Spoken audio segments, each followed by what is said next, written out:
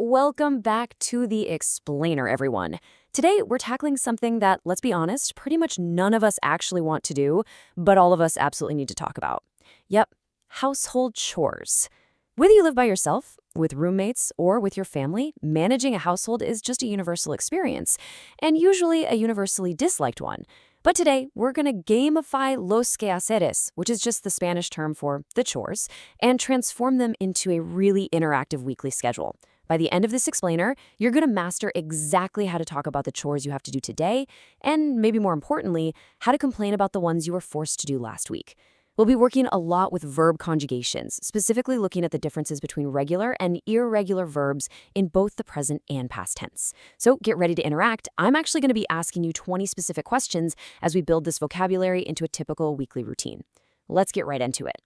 Okay, let's dive right into our weekly chore planner. First up, we're presenting the chore roster.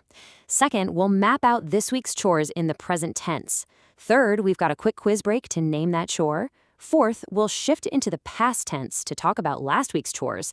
And finally, number 5, we're going to wrap things up with the ultimate chore quiz. All right, section 1, presenting the core roster and building our visual memory. To kick things off, I want you to imagine walking into a completely chaotic bedroom. We've all been there, right? Clothes all over the floor, sheets in a total knot. It just feels overwhelming. To fix it, you need our very first set of vocabulary terms. Think about the physical act of picking things up, sweeping, and organizing your space. And then think about that really satisfying feeling of smoothing out the sheets, fluffing the pillows, and having a perfectly made bed. These everyday actions are going to anchor our vocabulary for the day, and we're actually blending some regular and irregular verb concepts right off the bat. Let's start the gamification right now. If your room looks like a total disaster zone, what is your very first step? That brings us to question 1. How do you say arrange your bedroom?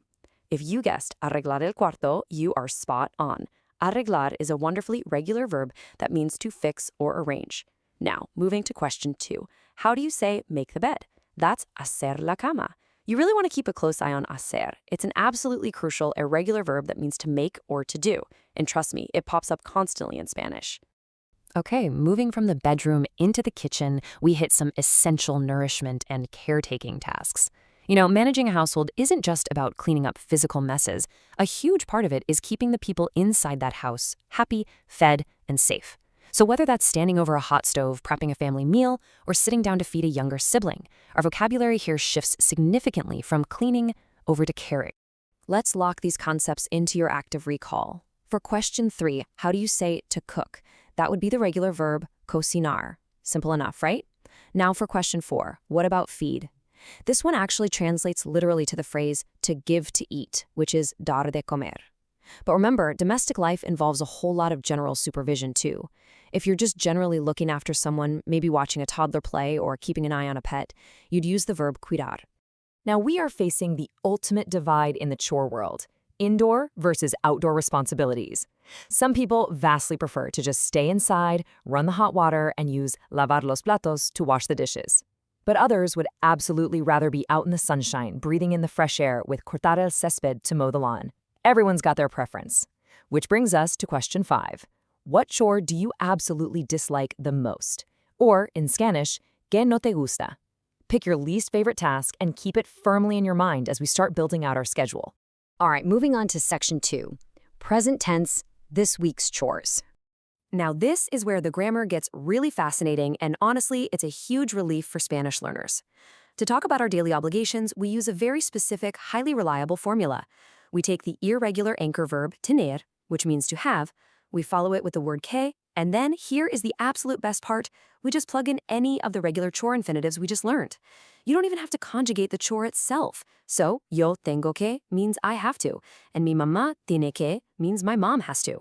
The chore verb itself, like cocinar, just stays entirely in its infinitive form. It's a total game changer. Let's put this incredible formula into practice. Take a second to really think about this. For question 6, what do you have to do on Mondays? You'd start with los lunes yo tengo que and simply add your chore. Now for question 7, what does your mom have to do on Tuesdays? You would say los martes mi mamá tiene que. See? It is exactly like using building blocks to construct your weekly routine. Okay, section 3. Time for a quick quiz break. Name that chore. We've covered a fantastic amount of ground so far, so it is time to test your active recall. When the kitchen sink is literally overflowing with dirty plates, silverware, and cups after a massive family dinner, you know what has to happen. That brings us to question 8. How do you say, do the dishes? Go ahead and say it out loud right now if you can. Yep, it's lavar los platos. But hey, before you can even sit down to eat that dinner, someone has to actually prep the dining area, right? Plates, napkins, forks, it all has to be laid out. So for question 9, how do you say, set the table? That would be poner la mesa. And if you just want to be a stellar roommate, a great partner, an awesome family member, here is question 10. How do you broadly say, to help? That beautiful regular verb is ayudar. Let's keep this momentum going. When your laundry basket is practically overflowing and you realize you literally have nothing clean to wear for the week, you have to tackle this next chore. Question 11. How do you say, wash your clothes? It's lavar la ropa. Notice how we're using lavar again here, just like we did with the plates. All right, time for a rapid-fire round. Let's see how sharp your reflexes are. Question 12. How do you say to vacuum? That is, pasar la aspiradora. Question 13. What about to mow? We covered this one a bit earlier. Cortar el césped. And question 14. When the kitchen is starting to smell and the bin is totally full, how do you say to take out the trash? It's sacar la basura. Great job keeping your reflexes sharp through that whole list. Moving right along to section 4. Past tense, last week's chores. Now we face an absolutely crucial, highly useful grammatical shift. We know how to talk about our routine right now, but how do we complain about the chores we were forced to do yesterday? We have to shift our irregular anchor verb to tener. In the present tense, it's tengo que, but in the past tense, I had to becomes tuve que. He or she had to transforms into tuvo que.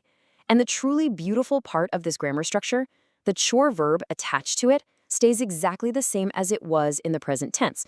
So tuve que cocinar simply means I had to cook. To really ground our complaints in the past tense, we need specific time markers. Without them, the sentence just kind of feels like it's floating. Instead of saying los lunes to describe an ongoing every Monday routine, we specify the past by saying el lunes pasado for last Monday. And you can do this with seasons too, to scale up the timeline. El otoño pasado means last autumn. El invierno pasado means last winter.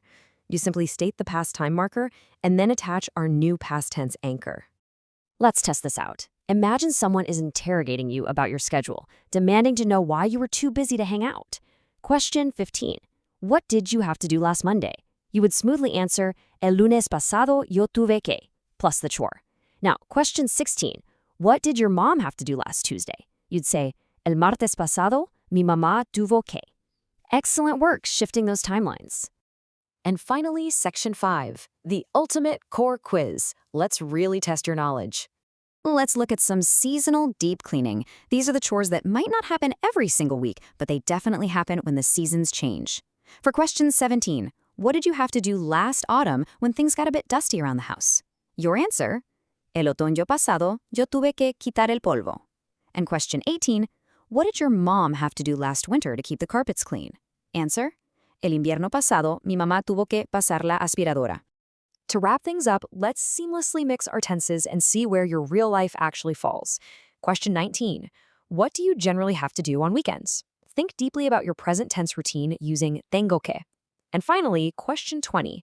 Think back. What did you actually have to do last Sunday? Did you stick to your peaceful routine, or did things get messy and you had to do extra work? Use el domingo pasado yo tuve que to tell your story. Keep practicing these incredibly useful patterns. Visualize the chores in your own home, and you will have this vocabulary locked in completely. So what's the first chore you're going to tackle in Spanish today? Think about it. Thanks for joining me on this explainer, and I'll see you next time.